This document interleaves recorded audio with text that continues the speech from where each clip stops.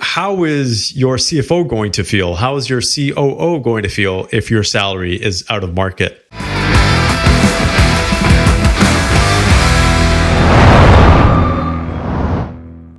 So how should you pay yourself as the owner of the business and the CEO as well? And a lot of times those are intertwined. If you're the sole owner and you're the sole person running the business, then that's you're basically overlapping the two, ownership and management.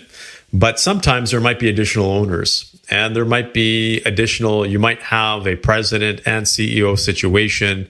There might be shared duties, whatever that may be in your particular instance. But the question is, what salary should you be taking? How do you compensate yourself as a CEO? It's a really interesting question. Now, I don't have the exact answer for you, but I'm going to give you some things to think about when it comes to taking salary or compensation in some way, shape, or form. Because ultimately, as the owner, you have the ability, unless you have some kind of a board, you have the ability to determine how much you should be paid and what you are worth. In all cases, you've probably started the business yourself, and so you know what you're worth. But there are some things that you need to pay attention to, because the bigger your business gets, there's some nuances there that could cause some challenges if you're paying yourself less than what you deserve or even more than what you deserve. So first of all, let's just say if we use a situation that you are a CEO, you own the business and you're a CEO and you're drawing salary. When it comes to that salary, and let's just say you have an executive team, you should consider, first of all, what is your salary comparable to other CEOs within the industry? And I'm not a big fan of always doing that, but I think it's important for this one particular reason, is because if your business is getting to that level where it's getting big enough that you want to step back and bring on a CEO, or it's suggested by the board, for example, if you have a board, then you want to make sure that whatever salary you have, that if someone is going to step in, that A, it's going to be attractive, but B, it's not going to be like, hey, they're getting overpaid. Because if you're overpaying yourself, then that new CEO is going to come in and say, well, what was the previous CEO getting paid? Because they're going to want that same compensation. In fact, they're probably going to want more, because the expectation is that they continue to grow the business. So be very wary of that if you are paying yourself in salary more than you can say the market. But you also don't want to underpay yourself, because if you're trying to look for a great CEO, then they're also going to take a look and they're going to wonder. They're not only going to wonder, okay, well, how much is the compensation going to be? They're going to wonder, how much was the existing CEO being compensated? Because that gives the person some kind of a benchmark. And if it's too low, they're going to have some warning or caution signs up. So that's one thing to consider. The other thing to consider is also, what are the other people on your executive team going to think? Because let's just say you're a chief operating officer, then what is your salary comparable to the COO? And what is your salary compared to the CFO? Typically, in a lot of organizations, it's the CEO and the CFO that get paid the highest. Next is COO, but CFOs are there next to the CEOs. Obviously not quite as high, but they're considered the second in command in most organizations, not all, when it comes to running the show. So how is your CFO going to feel? How is your COO going to feel if your salary is out of market? Because they're going to feel some kind of disparity or lack of equity. And that's one of the biggest challenges. If you take a look at why employees get, you can say, discouraged, or they lack engagement, or they're completely disengaged, is because they look at fairness. Fairness is very important in the workforce.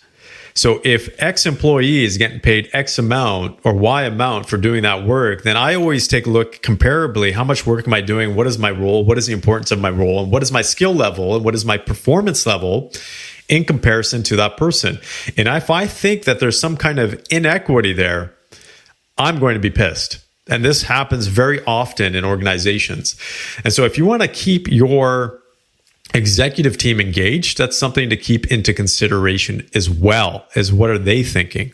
As well, then your employees within the organization. Now, I'm not one of those guys that believes that CEOs shouldn't be paid significantly higher than, let's just say, frontline employees. There's a reason why CEOs get paid the big bucks, right? They're the masterminds.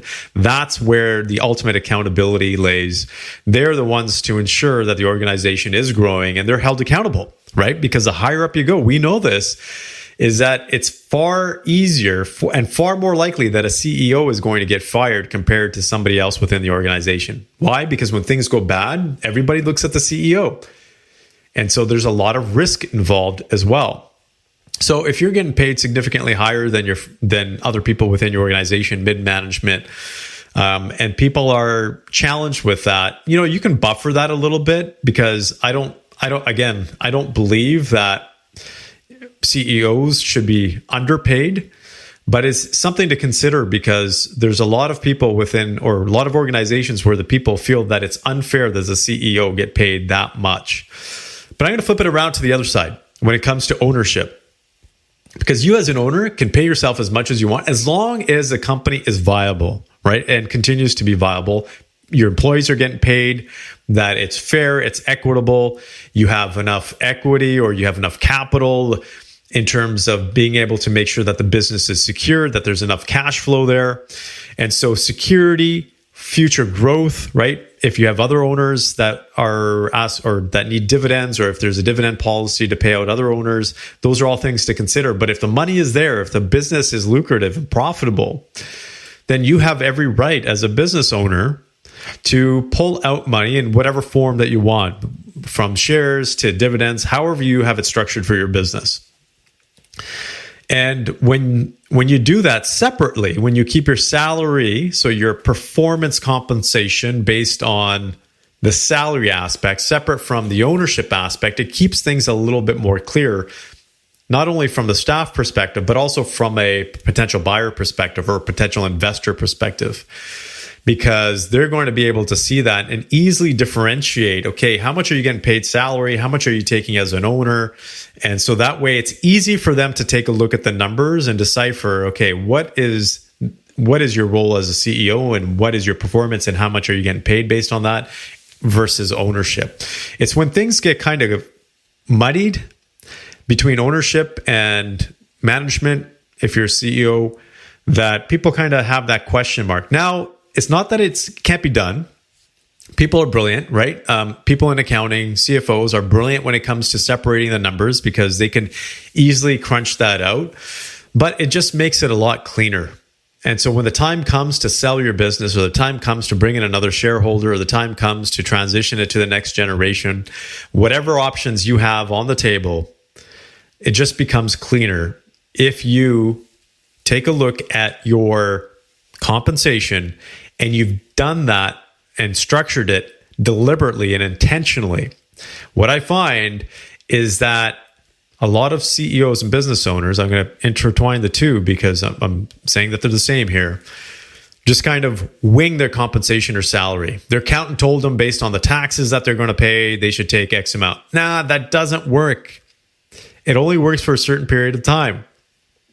And what ends up happening is it catches up to you. And not to say anything negative about accountants, because a lot of accountants are great at what they do, but they're not there. They're not experts on running a business. They are not experts on salary and compensation. They are expert on taxes. And that's what they focus on.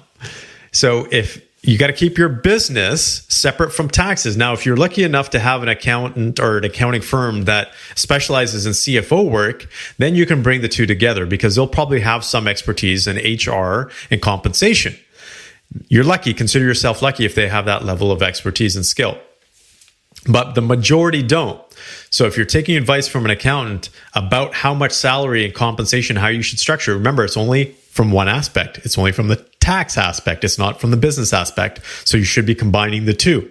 So just to make this simple for you, is your compensation, whatever you take, however you want to structure it, should ultimately be deliberate. It should be intentional. It should be thought of from the perspective of, what if tomorrow you decide to step out of the business? What if tomorrow you decide to bring on a new CEO? What if you decide to transition the business? What if you bring on another shareholder? Whatever the situation is, you need to think of those what ifs, because salary and compensation is one of those interesting things in any private business that challenges an acquisition, or I'm going to say smooth acquisition. If someone is coming in to look to buy your business, a smooth acquisition or a smooth transition. So pay attention to those things. Again, you get to set your compensation the way you want to, but be deliberate and be intentional. I hope this helps.